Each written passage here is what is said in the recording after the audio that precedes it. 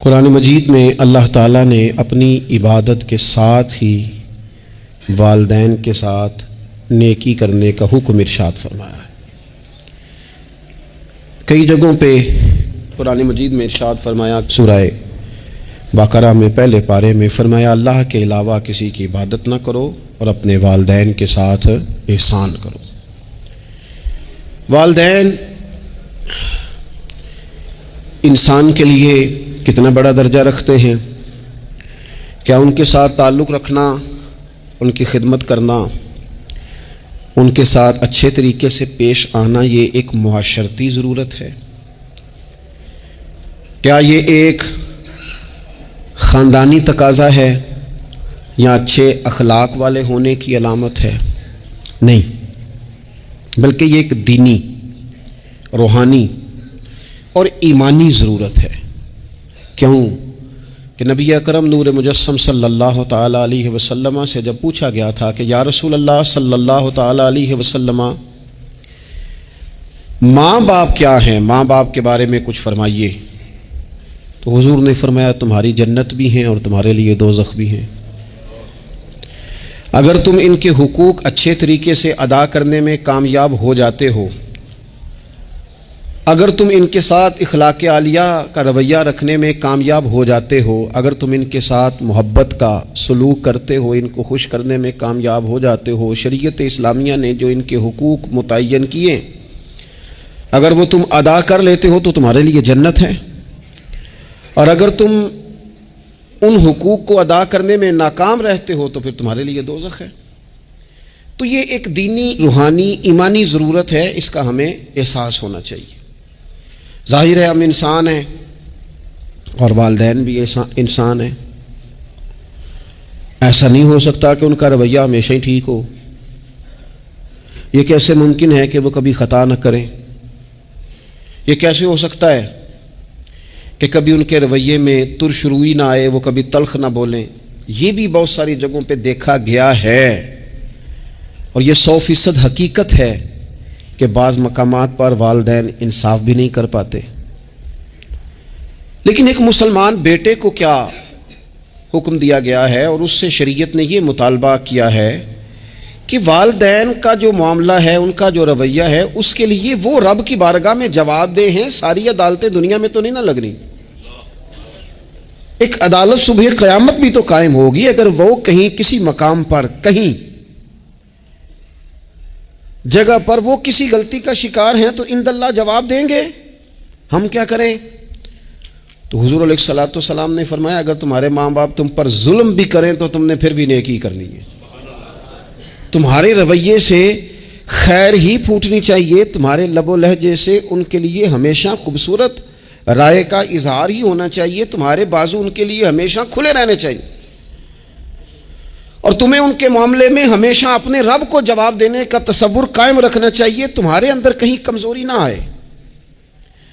میں بڑی دیر سے اپنے دوستوں کی توجہ اس بات کی طرف مبذول کرا رہا ہوں کہ انسان کے ساتھ ہی ساری چیزیں رہتی ہیں، بیماریاں بھی، پریشانیاں بھی، کاروبار کا اتار چڑھاؤ بھی۔ انسان کے ساتھ دوستوں کی کبھی وفاداری، کبھی بے وفائی، کبھی بچوں کے مسائل، کبھی دیگر رشتہ داروں کے مسائل۔ اسے حکم یہ دیا گیا ہے، اسے سمجھایا یہ گیا ہے کہ وہ کسی ایک چیز میں الجھ کر باقی چیزوں کو بھولنا نہ شروع کر دے، کسی ایک پریشانی، ایک آزمائش کی وجہ سے اپنی زندگی کے سارے معاملات کو داؤ پہ لگانا نہ شروع کر دے، بلکہ وہ اپنے دل کو، اپنے سینے کو، اپنی طبیعت کو کشادہ رکھے۔ یہی معاملہ ماں باپ کے تعلق سے ہوتا ہے۔ ہم نہ ذرا دیگر کاموں میں بعض اوقات اس طرح کو الجھتے ہیں کہ اپنی اس اہم ذمہ داری سے ہم نظریں ہٹا لیتے ہیں۔ میرے نبی اکرم صلی اللہ تعالیٰ علیہ وسلم سے ایک شخص نے یہ عرض کیا تھا کہ یا رسول اللہ صلی اللہ تعالیٰ علیہ وسلم، میں نے نہ تیز دھوپ میں جلتی اور تپتی ہوئی زمین پر کئی میل کا سفر اپنی ماں کو اٹھا کے اس طرح کیا ہے کہ میرے پیروں میں جوتے نہیں تھے۔ اس پوری بات کو پھر سے آپ سمجھے بھلا میں نے کیا کہا؟ یعنی گرم زمین پر گرمیوں میں چلنا ایک انتہائی مشکل کام ہے، اور پھر گرمی اگر عرب شریف کی ہو اور صحرائی علاقہ ہو، اور پھر آپ نے ایک شخص کو بھی کندھوں پر اٹھایا ہوا ہو، یا رسول اللہ صلی اللہ تعالیٰ علیہ وسلم، گرم موسم میں گرم ریت پر ننگے پاؤں ماں کو اٹھا کر میں نے میلوں کا سفر کیا ہے۔ خدا را میری بات کو تقریر نہ سمجھنا، یہ ایک غلام نے اپنے نبی سے سوال کیا ہے۔ اس سوال کی لذت کو محسوس کریں اور پھر جواب کا حسن ملاحظہ کریں۔ عرض کی حضور، بڑا میں نے سنا ہے کہ ماں باپ کی خدمت کا حق ادا کرنا چاہیے، تو وہ میں کوئی حق ادا کر سکا ہوں، کوئی خدمت کر سکا ہوں؟ اس نے کہا میں نے میلوں ننگے پاؤں تپتی زمین پر صحرا میں سفر کیا ہے۔ تو محبوب کریم نے بھی اسے سبق یاد کرایا۔ اس نے اپنی طرف سے خدمت بتائی تھی تو حضور نے ماں کی شفقت بتائی۔ فرمایا جب تو پیدا ہوا تھا تو تیری ماں کو درد کے جھٹکے آئے تھے، وہ جو جھٹکے آئے تھے نا، ان جھٹکوں میں سے اب یہ ایک جھٹکے کا بھی تو حق ادا نہیں کر سکا۔ وہ جو درد کے جھٹکے تھے، وہ جو تکلیف تھی، کتنی مائیں دوران زچ کی دنیا سے چلی جاتی ہیں۔ وہ بیٹا پیدا کر گئی، خود رخصت ہو گئی، وہ جان پر کھیل گئی، لیکن ایک زندگی دنیا میں چھوڑ گئی۔ لیکن کیا کبھی ایسا ہوا ہے کہ کسی ماں نے کہیں کھڑے ہو کے کہا ہو کہ اوہو میں نے بڑا کام کیا ہے، میں نے بڑی خدمت کی ہے، میں نے یہ کیا ہے، میں نے یہ اعزاز دیا ہے، لیکن بچے تھوڑا سا کر کے نا، آپ نے ناراض نہیں ہونا، میں نے اپنے کانوں سے یہ باتیں سنی ہیں کہ جی الحمدللہ میں نے ابا جی کو حج کرایا ہے، شکر ہے اللہ کا جی، ابا جی میرے پاس ہی تھے جی، باقی بھائیوں کے پاس نہیں تھے۔ تو ابا جی کس کے تھے؟ پڑوسی نے حج کرانا تھا، آپ کے پاس تھے نا، تو آپ کے والد ہی تھے نا۔ آپ نے یہ 20 مرتبہ بتایا ہے کہ والد کی میں خدمت کرتا ہوں، میرے پاس رہتا، یہ بھی بتاؤ کہ ابا نے مجھے حصہ کتنا دیا ہے۔ ساتھ یہ بھی بیان کرو کہ صرف ابا ہی میرے پاس نہیں رہتا، میں نے بھی ساری زندگی باپ کے پاس ہی گزاری ہے۔ اس نے بھی کبھی کہا تھا چاروں میرے پاس ہوتے ہیں، پانچوں میں نے رکھے ہوئے ہیں۔ کیا مذاق ہے، کتنی چھوٹی سوچ ہے۔ اپنے والدین کے ساتھ بڑا رویہ عمدہ کیا جائے، کبھی نہ الجھنا۔ خبردار، ایک مقام پر ماں باپ کی نافرمانی کی جا سکتی ہے، وہ کب؟ جب وہ آپ کو دین کے مخالف چلنے کا کہیں، جب رب رسول کی مخالفت کا معاذ اللہ کہیں، اور مسلمان والدین یہ کبھی کہہ سکتے نہیں۔ باقی ہر کام میں ان کی فرما برداری ہے، ان کی خدمت ہے، ہر جائز کام میں ان کی بات کو تسلیم کرنا ہے۔ بلکہ حضرت اسماء بنت ابی بکر صدیق، حضرت صدیق اکبر رضی اللہ تعالی عنہ کی صاحبزادی ہیں، انہوں نے ایک دفعہ نبی پاک علیہ السلام کی خدمت میں ایک سوال بھیجا تھا۔ عرض کی یا رسول اللہ صلی اللہ تعالی علیہ وسلم، ماں مشرکہ ہے، اللہ رسول کو نہیں مانتی، معاذ اللہ، ماں مشرکہ ہے، تو حضور وہ مجھ سے ملنا چاہتی ہے، کیا میں اس سے حسن سلوک کر سکتی ہوں؟ نبی کریم نے فرمایا تیری تو ماں ہے نا، چل تم اچھا سلوک ہی کر، تم اپنا رویہ اس کے ساتھ ٹھیک رکھ، کیونکہ تیری والدہ ہے۔ میں آج حقوق والدین پر تقریر نہیں کرنے جا رہا، بس ایسے ہی مجھے خیال آیا۔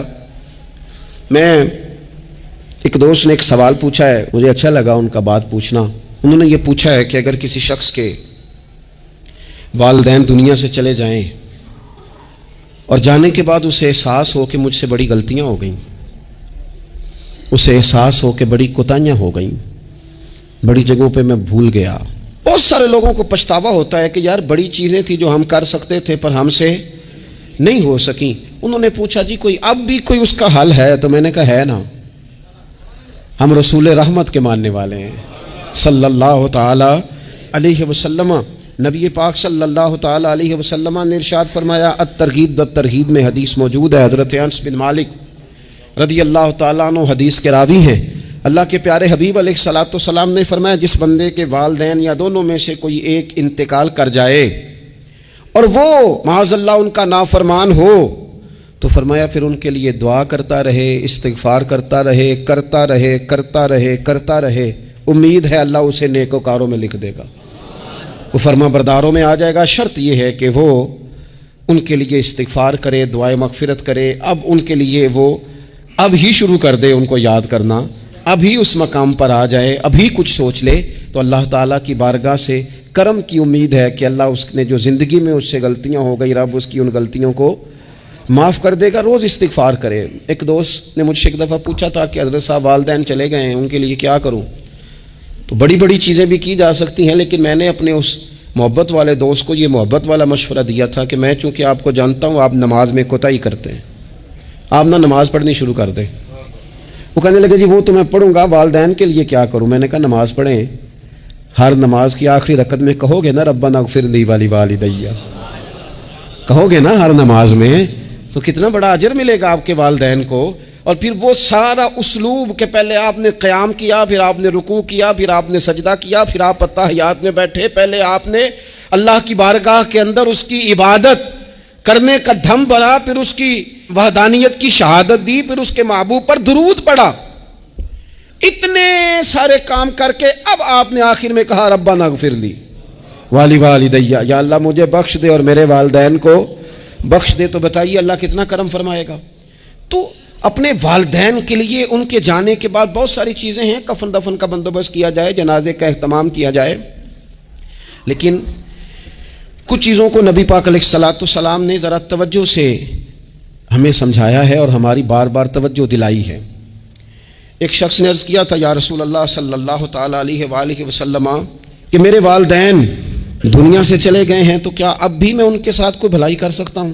اچھا پہلے میں آپ سے ایک بات عرض کروں، ہمیں موقع ملتا ہے ختمات شریف پہ جانے کا، اصال ثواب کی مجالس میں حاضری کا، اور پھر اللہ تعالیٰ یہ بھی موقع دیتا ہے کہ بعض اوقات مسلمانوں کے لیے دعا کرتے ہیں اور ہمارے ذمے لگا دیا جاتا ہے کہ جناب اتنا اصال ثواب کرنے کے لیے اہتمام کیا گیا ہے تو یہ آپ کر دیں۔ تو ہم پتہ کیا کرتے ہیں، ہم کہتے ہیں کہ جناب جانے والے کا نام بتاؤ، نام بتاتے ہیں تو ہم فلاں بن فلاں کہہ کے جو نام بتایا جاتا ہے ان کے لیے دعا کر دیتے ہیں، لیکن جب والدین کے لیے دعا کرتے ہیں پھر نام تو نہیں نہ لیتے، پھر کیا کہتے ہیں یا اللہ میرے والد کو بخش دے، میری والدہ کی مغفرت۔ اس کا مطلب ہے وہ دنیا سے چلے گئے، آج بھی ماں باپ ہیں، وہ رخصت ہوئے، انہوں نے پردہ کیا، ان کی روح کا رشتہ ٹوٹا ہے پر تیرا رشتہ ان کے ساتھ آج بھی قائم ہے، تیرا تعلق ان سے ٹوٹ سکتا، وہ تیرا تعلق، میں نے ایک دفعہ پہلے بھی کہا تھا، میرا بیٹا شاید قد میں مجھ سے تھوڑا اونچا ہو گیا ہو اور اللہ تعالیٰ نے مجھے بڑے محبت والے سنگی دیے، میں نے اپنی حیثیت اہمیت سے بڑھ کر دنیا میں محبت پائی، لیکن میں نے اپنی زندگی میں سب سے زیادہ اپنے والد کی کمی محسوس کی، میں بڑی محسوس کی۔ ابھی بھی کبھی کبھی سوچتا ہوں کہ کچھ باتیں صرف ان سے ہو سکتی ہیں، کسی اور سے نہیں ہو سکتی۔ کبھی کبھی محسوس ہوتا ہے کہ ان کے دامن کے اندر ٹھنڈ کے موقع پر نگ ملتا تھا اور گرمی کے موقع پر ٹھنڈی ہوا آتی تھی۔ یہ خاص انہی لوگوں کا وطیرہ ہے، یہ انہی کا خاصہ ہے، پتہ نہیں اللہ نے کس طرح ان لوگوں کو بنایا ہے اور کس طرح کا یہ رشتہ بنایا ہے۔ تو نبی اکرم صلی اللہ تعالیٰ علیہ وسلم کی خدمت عالی مرتبت میں عرض کیا، صحابی نے سنن ابو داؤد شریف میں حدیث ہے، عرض کی یا رسول اللہ صلی اللہ تعالیٰ علیہ وسلم میرے والدین چلے گئے تو کیا میں ان کے جانے کے بعد بھی ان کے لیے کچھ کر سکتا ہوں؟ تو نبی پاک نے 5 باتیں ارشاد فرمائیں۔ فرمایا ہاں، ایک تو ان کے لیے دعا مانگا کر، دوسرا اللہ کے محبوب نے فرمایا ان کے لیے استغفار کیا کر، تیسرا رسول کریم علیہ السلام نے فرمایا اگر انہوں نے کسی سے کوئی وعدہ کیا تھا تو اسے پورا کر دے اگر تجھ سے ہو سکے، اور رسول کریم علیہ السلام نے فرمایا اگر ہو سکے تو ان کی طرف سے صلہ رحمی بھی کر، یعنی ان کے رشتہ داروں سے اچھا سلوک کر، اپنے چچاؤں کے ساتھ تو نیکی کر، اور اگر تیری والدہ کی طرف سے تو نیکی کرنا چاہے تو اپنے ماموں کے ساتھ، خالاؤں کے ساتھ تو اچھا سلوک کر، اور پھر 5ویں نمبر پر محبوب نے فرمایا اپنے والد کے دوستوں کی تعظیم کر، ان کے لیے تیرے دل میں اچھے جذبات ہوں، تو اکرام کر دوستوں کا۔ اور والد کے دوستوں کے اکرام کا تو اتنا بڑا درجہ ہے کہ حضرت ابو بردہ رضی اللہ تعالیٰ عنہ تشریف لائے مدینہ طیبہ میں، حضرت ابو بردہ مدینہ طیبہ میں تشریف لائے تو حضرت عبداللہ ابن عمر رضی اللہ تعالیٰ عنہ ان سے ملنے پہنچ گئے فٹافٹی، مصروف آدمی تھے حضرت عبداللہ ابن عمر، بہت بڑے مفتی تھے، لوگ ہر وقت مسائل پوچھتے تھے، حج کے سب سے زیادہ مسائل انہی کو آتے تھے اور صحابہ میں ایک بہت بڑا مقام رکھتے تھے۔ حضرت عبداللہ ابن عمر فوراً حضرت ابو بردہ رضی اللہ تعالیٰ عنہ سے ملاقات کے لیے پہنچے اور پہنچتے ہی فرمانے لگے آپ کو پتہ ہے میں آپ سے کیوں ملنے آیا ہوں؟ حضرت ابو بردہ کہنے لگے میں تو خود بڑا حیران ہوں کہ آپ ایک مصروف آدمی اور آپ ٹائم نکال کر کے میرے پاس تشریف لائے۔ فرمانے لگے اس لیے آیا ہوں کہ میرے والد آپ کے والد کے دوست تھے، حضرت فاروق اعظم کے دوست تھے آپ کے والد، اور یہ صحیح ابن حبان میں یہ لفظ موجود ہیں۔ حضرت سیدنا عبداللہ ابن عمر رضی اللہ تعالیٰ عنہ فرمانے لگے نبی پاک علیہ السلام نے فرمایا ہے کہ جو اپنے والد کی قبر میں ان سے اچھا سلوک کرنا چاہے وہ والد کے دوستوں کے ساتھ اچھا سلوک کرے۔ وہ اس رویے کو، اس محبت کو قائم کرے، اس چیز پر خاص اہتمام کرے، خاص ذوق دے۔ ہمارے ہاں نا جی ہم جلدی سے مصروف ہو جاتے ہیں اور اپنے دوستوں کو زیادہ ٹائم دیتے ہیں، اپنا آنا جانا، اپنا اٹھنا بیٹھنا، اپنے شب و روز ان میں ہم زیادہ وقت گزارتے ہیں۔ کرنے کا کام یہ ہے کہ تھوڑا ٹائم نکال کے، تھوڑی فرصت دیکھ کر اس پر تھوڑی توجہ دی جائے۔ اسی طرح معروف روایت سیاستہ میں موجود ہے، حضرت مالک بن دار کہتے ہیں کہ میں حضرت عبداللہ ابن عمر کے ساتھ جا رہا تھا تو میں نے دیکھا ایک بدو ننگے پاؤں اور ننگے سر آ رہے ہیں۔ حضرت عبداللہ ابن عمر نے فٹافٹ انہیں اپنی سواری بھی دے دی، سیاستہ سے حدیث عرض کر رہا ہوں، سواری بھی دے دی اور پگڑی بھی دے دی۔ فرماتے میں نے عرض کی حضرت عبداللہ ابن عمر سے کہ حضور یہ بدو ہیں، یہ تو تھوڑے سے نذرانے پہ بھی خوش ہو جاتے، آپ کوئی عام معمولی سا تحفہ بھی دیتے تو راضی ہو جاتے، اور آپ نے پگڑی بھی دے دی اور گھوڑا بھی دے دیا۔ حضرت عبداللہ ابن عمر کہنے لگے یہ کوئی عام آدمی نہیں، یہ میرے والد کے دوست ہیں، اور والد کے دوستوں سے محبت کرنا یہ ہمیں رسول رحمت نے سکھایا ہے، کیونکہ اصلاں نال جے نیکی کریے تو نسلاں تاک نہیں بھول دے۔ محبتوں کو قائم رکھنا، ان کو دوام دینا۔ ہمارا تو چچا کے ساتھ سلوک نہیں رہتا، توجہ نہیں رہتی۔ ہم نے اصالِ ثواب کا جو مفہوم بنا لیا ہے وہ بڑا گڑبڑ ہے۔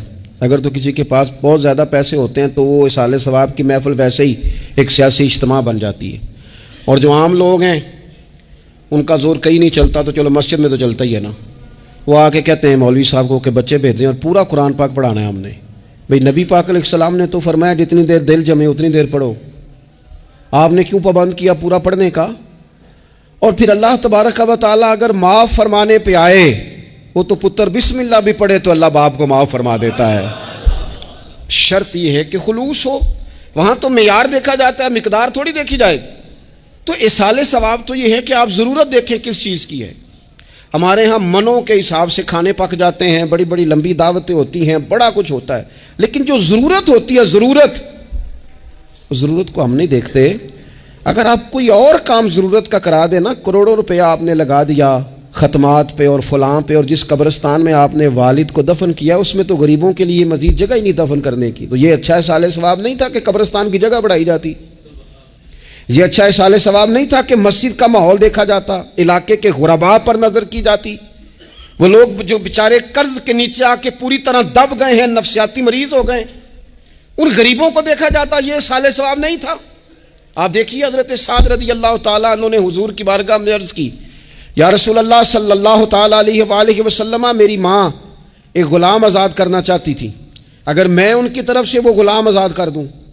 موطا امام مالک میں روایت موجود ہے، اب غلام آزاد جب آپ کر دیتے تھے نا، آج کل تو غلام بکتے نہیں، لیکن ایک قسم غلامی کی آج بھی ہے، بتا دوں آپ کو، وہ جو بندہ ایڈوانس نہیں لے لیتا بیچارہ 4 لاکھ روپیہ، پھر اس کو تنخواہ بھی پوری نہیں ملتی، پھر اس کی جان بھی نہیں چھوٹتی، وہ کہیں اور جا بھی نہیں سکتا۔ بھئی آپ ایڈوانس دیں گے کسی کو، اس کو خرید تو نہیں نہ لیں گے، اس کی مجبوری تو نہیں نہ خریدیں گے، اللہ کو ناراض تو نہیں نہ کر لیں گے۔ آپ ایڈوانس دیں لیکن پھر اسے تنخواہ بھی تو اتنی دیں جتنی معاشرے میں روٹین سے ہوتی ہے۔ یا رسول اللہ اگر میں غلام آزاد کر دوں اپنی ماں کی طرف سے، چل تو بھی کسی کو ایڈوانس معاف کر دے ماں باپ کی طرف سے، چل تو بھی کسی کو چھوڑ دے قرضہ ماں باپ کی طرف سے چھوڑ دے، کچھ نہیں ہوتا۔ رسول کریم علیہ السلام کی بارگاہ میں عرض کی حضرت سعد نے، یا رسول اللہ صلی اللہ تعالی علیہ وسلم، اگر میں اماں کی طرف سے غلام آزاد کروں تو ماں کو ثواب ملے گا؟ حضور نے فرمایا کر نہ، ملے گا نہ تیری ماں کو ثواب، کرنا تم یہ اصالِ ثواب، یہ والا اصالِ ثواب کرنا۔ حضرت سعد رضی اللہ تعالیٰ عنہ نے ایک مقام پر یہ بھی عرض کیا تھا، ابو داؤد شریف میں موجود ہے کہ یا رسول اللہ صلی اللہ تعالیٰ علیہ وسلم، میری ماں کا انتقال ہو گیا، ان کی طرف سے کچھ کرنا چاہتا ہوں، کیا کروں؟ میں آپ سے عرض کرتا ہوں نا، تنقید کرنا تو آسان کام ہے، تو بنائے نا کسی مدرسے میں کمرہ جہاں طالب علم پڑھیں، والدین کی طرف سے بنائیں، جا کے دیکھو نا، یہ بات کرنا تو آسان ہے کہ ہسپتالوں میں ایک بیڈ پہ 4 لوگ پڑے ہیں، تو آپ اپنے والد صاحب کی طرف سے ہسپتال میں 2 کمرے بنوا دینا، آپ کو 20 بیڈ پہنچا دینا، آپ جا کے بات کریں کسی ٹرسٹ والے سے اور کسی سرکاری ہاسپٹل والے سے کہ لائنوں میں لگے ہوئے ہیں لوگ، ہارٹ کا پیشنٹ جو بیچارہ قریب ہو جاتا ہے موت کے اور اس کا ٹیسٹ ہی نہیں ہو پاتا، مشینیں نہیں چلتی، تو آگے بڑھے نا۔ کیا یہ کام نہیں ہے دور بیٹھ کر تنقید کر دینا اور تھوڑی دیر تبصروں کا مزہ لے کے چپ کر دینا؟ یہ تو کوئی بھی کر لے گا، لیکن عملی اقدام کس نے کرنا ہے؟ حضرت سعد نے عرض کی حضور اماں چلی گئی ہے، ان کے لیے کیا کروں؟ تو شارحین حدیث کہتے ہیں شاید میٹھے پانی کے کنووں کی بعض جگہوں پہ کمی تھی کریم نے فرمایا پانی کا احسال ثواب کر. حضرت سعد نے اماں کی طرف سے پورا کنواں کھدوایا اور حضور نے نام رکھا, فرمایا یہ سعد کی ماں کے نام کا کنواں ہے, تو کر دیں اماں جی کے نام پر کوئی خیر کا کام. اگر اور کچھ نہ ہو سکے تو اگر گلی ہم نے تنگ کر دیا نا تو ابا جی کی طرف سے وہ کشادہ کر دیں, اس کا بھی ثواب ہوگا انشاءاللہ. 4 فٹ جگہ چھوڑ دیں تاکہ لوگوں کو آنے جانے میں آسانی ہو. جہاں جہاں آپ لوگوں کے لیے خیر کریں گے اس پہ اللہ اجر عطا کرے. تو احسال ثواب کی یہ والی صورتیں بھی اختیار کریں. پھر ٹائم نکال کر والدین کی قبر پر جائیں اور وہاں حاضری دیں. جو لوگ مزارات پر جانے کے شوقین ہیں وہ ضرور جائیں, میں بھی جاتا ہوں. اور میں آپ کو پہلے بھی کہہ چکا ہوں, میں داتا صاحب رحمۃ اللہ علیہ کبھی بھی اس طرح نہیں گیا کہ میں جلسے پہ گیا ہوں, محفل پہ گیا ہوں, کسی کام گیا ہوں تو حاضری دے لوں. میں سمجھتا ہوں یہ ٹھیک نہیں ہے. میں تو داتا صاحب اسپیشل جاتا ہوں. میں تو حضرت بابا صاحب بھی جب جاتا ہوں تو اسپیشل جاتا ہوں, اور میں جاتا بھی ہوں تو ان کی خدمات دینیہ کو, ان کی عظمتوں کو سلام کرنے جاتا ہوں. میں تو فیوزات روحانیہ کے لیے جاتا ہوں, ایز اے خاص جاتا ہوں, حاضری دیتا ہوں. یہ بڑا کمال بات ہے. لیکن آپ کو ایک بات عرض کروں, یہ اللہ والوں کے مزارات ہیں, ان پر ضرور جانا چاہیے. لیکن ایک بات یاد رکھنا, ہر بیٹے کے لیے اس کے باپ کی قبر مزار ہے, ہر بیٹے کے لیے اس کی ماں کی قبر مزار ہے. اس پر بھی حاضری دو. حاضری کا مزاج بناؤ. یہاں جا کر کے نا حاضری دے کے آؤ. میں قبرستان سے نکل رہا تھا تو ایک دوست نے مجھے کہا کہاں ہیں؟ میں نے کہا میں اپنے والد صاحب کی قبر پہ حاضری دے کے آ رہا ہوں. کہنے لگے ان کا مزار کہاں ہے؟ میں نے کہا وہ آپ کے لیے تو کوئی روایتی مزار نہیں ہے, وہ میرے لیے مزار ہے, کیونکہ میرے والد ہیں نا, وہ راضی ہوں گے تو رب راضی ہوگا. والدہ کے لیے نبی پاک نے فرمایا اس کے پیروں کے نیچے جنت ہے, تو جس کے پیروں کے نیچے تیری جنت ہے بتاؤ اس کی قبر تیرے لیے مزار نہیں؟ اس کی قبر تیرے لیے باعث فیوز و برکات نہیں؟ تو نبی پاک صلی اللہ علیہ وسلم نے فرمایا ایک روایت میں, جو ہر جمعے والے دن اپنے والدین کی قبر پہ جائے گا اللہ تبارک و تعالی جانے والے کی بھی بخشش فرما دے گا. تھوڑا سا نا مخصوص سا ٹائم نکالیں, کچھ تھوڑا سا ارادہ کریں, حاضری کا پروگرام بنائیں. ایک بات اور عرض کرنی ہے یہاں, اس کو میں بڑا ضروری سمجھتا ہوں آخر میں آپ کی خدمت میں عرض کرنا.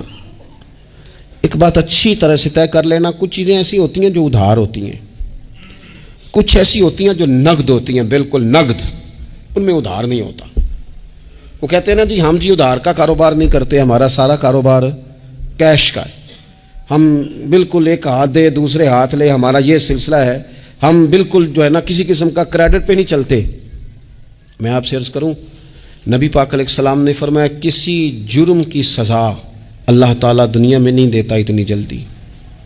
بہت ساری سزائیں رب نے روک دی ہیں, قیامت کو دی جائیں گی. اللہ تعالیٰ سب سزاؤں سے ہمیں محفوظ فرمائے. لیکن فرمایا والدین کی نافرمانی ایسا جرم ہے جس کی دنیا میں بھی سزا ملتی ہے, دنیا میں یہ طے ہے. حضور علیہ السلام نے کبھی کسی شخص کے لیے دعائے ضرر نہیں کی. حضور نے تو کبھی یہ بھی نہیں کہا جو پتھر مار رہے تھے کہ یہ تباہ ہو جائیں, برباد ہو جائیں, ان کی ناک خاک آلود ہو جائے. لیکن سیڑھیاں چڑھتے ہوئے جو مشہور حدیث ہے, محبوب نے آمین کہا. اور پھر حضرت جبریل نے جب 3 لوگ بتائے تو ان میں ایک بندہ وہ تھا. حضرت جبریل امین عرض کرنے لگے یا رسول اللہ صلی اللہ تعالیٰ علیہ وسلم, جس نے اپنے ماں باپ دونوں یا کسی ایک کو بڑھاپے میں پایا اور پھر ان کی خدمت کر کے جنت حاصل نہ کر سکا, اس کی ناک خاک آلود ہو جائے.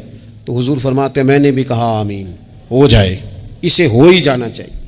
یہ شخص اس طرح کا ہے کہ اسے خاک آلود ہو ہی جانا چاہیے. کبھی بھی زندگی میں اپنے والدین, کیا ہمیں دعا سکھائی قرآن پاک نے, کہا وَقُلْ رَبِّ ارْحَمْهُمَا كَمَا رَبَّيَانِي صَغِيرًا.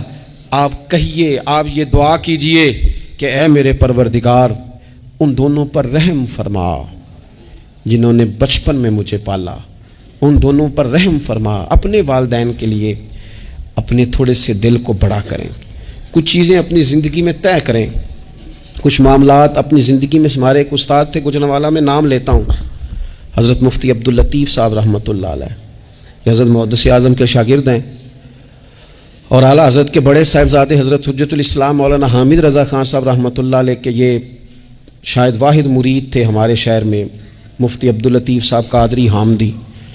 गुजरांवाला में शायद को शख्स हो जिसने गुजरांवाला में पढ़ा हो तो वो हज़रत का शागिर्द या शागिर्द का शागिर्द। ये उनकी ज़िंदगी थी। उनकी वालदा की बड़ी लंबी उम्र हुई तो उनके बाज़ क्लास फेलो ना उस्ताद साहब कहते हैं मुझे मजाक करते हैं। वो कहते हैं रात को महफिल पे आना है तो उस्ताद जी कहते मैं अम्मी से पूछ के बताऊंगा। तो कहते आप क्या बात करते हैं, इतनी आपकी उम्र हो गई, बच्चे आपके बड़े हैं, पोते आपके, पोतियाँ नवाज, और अभी भी अम्मी से। फरमाते अम्मा बूढ़ी हैं, ज़ईफ़ा हैं, मैं नहीं ना होता तो परेशान हो जाती हैं, देर से आता हूँ तो सो नहीं पाती, अम्मी से पूछ कर बताऊँगा। ओ दोस्तों, ये लोग शायद आज इसीलिए इनके मज़ारात से खुशबू ज़्यादा आती है, शायद इसीलिए लोग इनका नाम मिंबरों पे लेते हैं, जुम्मों में तज़किरे करते हैं, शायद इसीलिए इनके लिए दुआएं ज़्यादा होती हैं, शायद इसीलिए इनकी असनाद ज़्यादा चलती हैं। क्या मेरे रसूल करीम ने फरमाया? हुज़ूर ने फरमाया सहाबा अगर मेरी वालदा मौजूद होती ना और मैं तुम्हें नमाज़ पढ़ाने आता और मैं सूरह फातिहा पढ़ लेता और मेरी माँ पर्दा सिरका के कहती बेटा ज़रा मेरी बात सुनना, तो फरमाया अल्लाह की कसम नमाज तोड़ के अपनी अम्मा की बात सुन के आता। आप मेरी बात को समझें, इस मफ़हूम को अपनी ज़िंदगी में पैदा करें और बिलखुसूस वालिदैन रुखसत हो जाएं तो फिर तो ज़्यादा हक़ बनता है कि हम थोड़ा और ज़्यादा मोहतात हो जाएं। अर्ज़ ये करना चाहता था कि जितना ज़िक्र आपके बच्चे आपके मुँह से अपने वालिदैन का सुनेंगे उतना ही वो कल आपका करेंगे। जितना वो आपके साथ आपके वालिदैन